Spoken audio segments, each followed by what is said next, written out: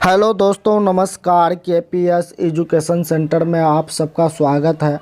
आइए आज हम लोग Bihar board class 6 history chapter 3 प्रारंभिक समाज, इसका जो है सभी प्रश्नों का उत्तर इसमें हल किया गया है। इससे पहले आप लोग चैनल पर पहली बार आए हैं तो चैनल को सब्सक्राइब कर लीजिए। वीडियो पसंद आया तो वीडियो को एक लाइक कर दीजिए। तो आइए क्वेश्चन नंबर एक में है वस्तुनिष्ठ प्रश्न यानी ऑब्जेक्टिव क्वेश्चन आंसर। तो एक नंबर का क नंबर में दिया हुआ है, भारतीय उपमहाद्वीप में आरंभिक मानव के निशान किस राज्य से अधिक मिला है। तो इसमें चार ऑप्शन दिया हुआ है, चार में से जो सही है उस पर टिक लगाना है। तो ऑप्शन में दिया हुआ है बिहार, उत्तर प्रदेश, मध्य प्रदेश, गुजरात। तो किस राज्य से अधिक मिला है, तो मध्य प्रदेश से अधिक मिला है। तो मध्य प्रदेश का है, ऑप्शन नंबर 3 में है, तो इस पर टिक लगा देना है। अब आइए क्वेश्चन नंबर ख। क्वेश्चन नंबर ख में कह रहा है प्रारंभिक औजार अधिकांशतः किस चीज़ से बने होते हैं, लोहा से या पत्थर से या तांबा से या कांसा से। तो किससे अधिक बने होते हैं, पत्थर से। तो ऑप्शन नंबर 2 में पत्थर है, तो इस पर टिक लगा देना है। अगला क्वेश्चन है आरंभिक मानव बस्तियों से जुड़ा पेसरा नामक स्थान बिहार के किस जिले में अवस्थित है। तो इसमें भी चार ऑप्शन दिया हुआ है, चार में से जो सही है उस पर टिक लगाना है। तो गया है, गोपालगंज है, मुंगेर है, दरभंगा है। तो कहाँ है, मुंगेर में है। तो ऑप्शन नंबर 3 में मुंगेर है, तो उस पर टिक लगा देना है।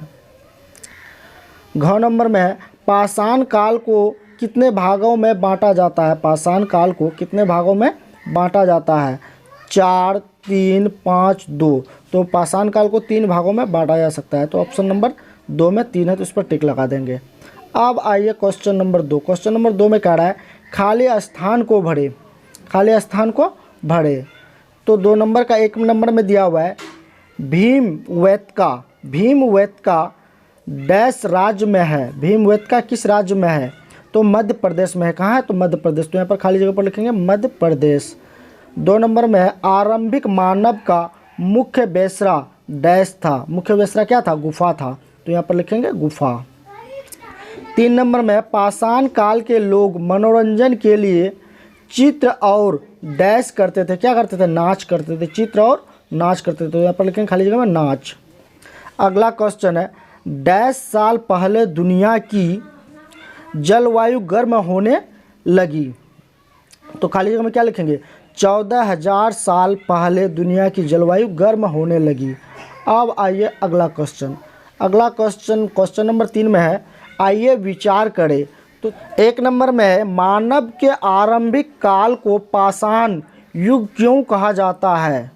तो इसका उत्तर में लिखेंगे मानव के आरंभिक काल को पाषाण काल इसीलिए कहा जाता है कि उस समय का मानव पत्थरों का ही प्रयोग अधिक करता था। उसका निवास पत्थर निर्मित पहाड़ों की गुफाओं में ही होता था। शिकार करने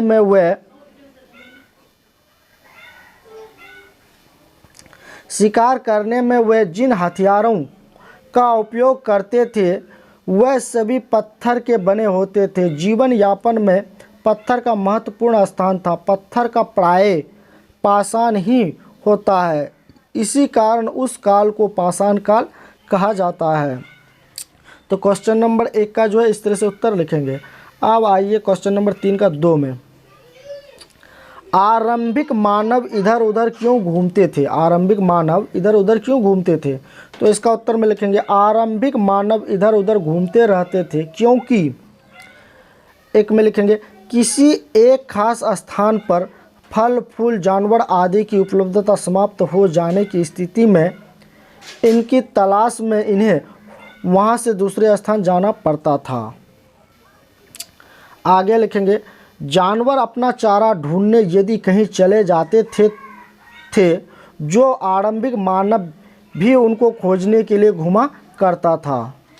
अगला लिखेंगे फल या फूल मौसम अनुसार ही मिलते थे। फलतः उपयुक्त मौसम की तलाश या वैसे फल फूलों की तलाश में आरंभिक मानव को घूमते रहना पड़ता था। अगला क्वेश्चन है क्वेश्चन नंबर 3 में है मध्य पाषाण काल में क्या बदलाव आए। मध्य पाषाण काल में क्या बदलाव आए।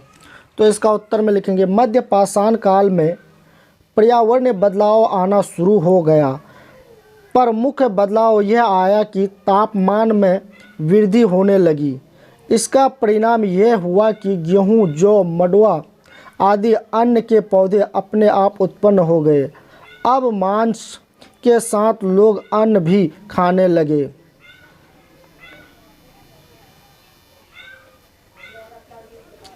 घास के मैदान भी निकल आए, जिससे सहकारी पशुओं की वृद्धि होने लगी। अब पत्थरों के औजार और अधिक सुगर, नुकीले और धारदार बनने लगे। पत्थर के औजार में लकड़ी के बेट लगने लगे थे।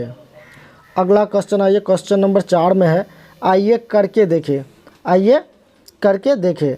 तो क्वेश्चन नंबर 4 का 1 नंबर में है, आरंभिक मानव के खाद्य पदार्थों की सूची बनाइए और आज के भोजन सामग्री से उसकी तुलना करने पर क्या बदलाव आपको दिखता है, उसको लिखना है।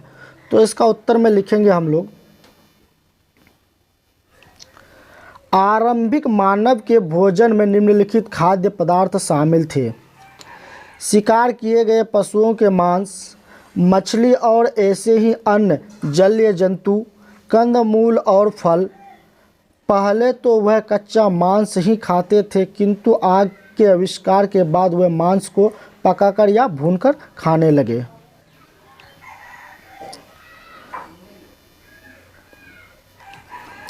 आज के लोगों की भोजन सामग्री से उसकी तुलना करते हैं तो तब पाते हैं कि अब लोग शिकार नहीं करते, बल्कि मांस, मछली खरीदकर खाते हैं।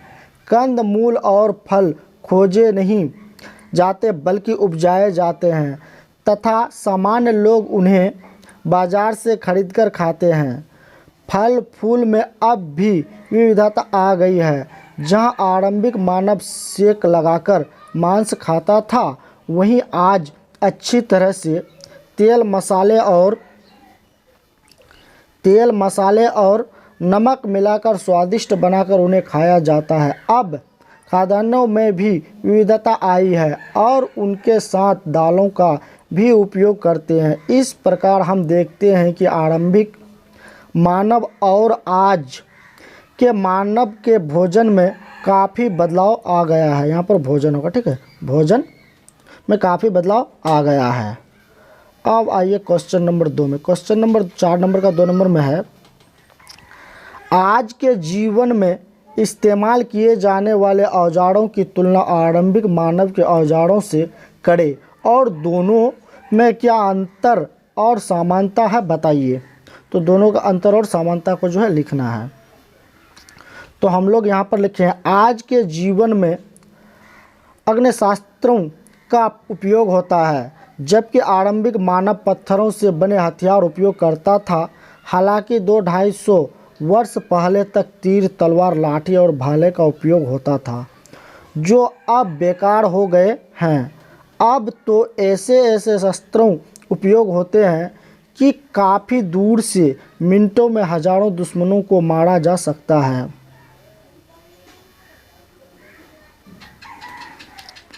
बम तो इससे भी भयानक है। अतः आज के जीवन में इस्तेमाल किए जाने वाले औजारों और आरंभिक मानव के औजारों की हो सकती है अब के और तब के औजारों में आकाश पाताल के अंतर है। तो आई होप आप लोगों को अच्छी तरह से समझ में आया होगा। चैनल पर पहली बार आए हैं तो चैनल को सब्सक्राइब कर लीजिए। वीडियो पसंद आया तो वीडियो को एक लाइक कीजिए। Thanks for watching this video.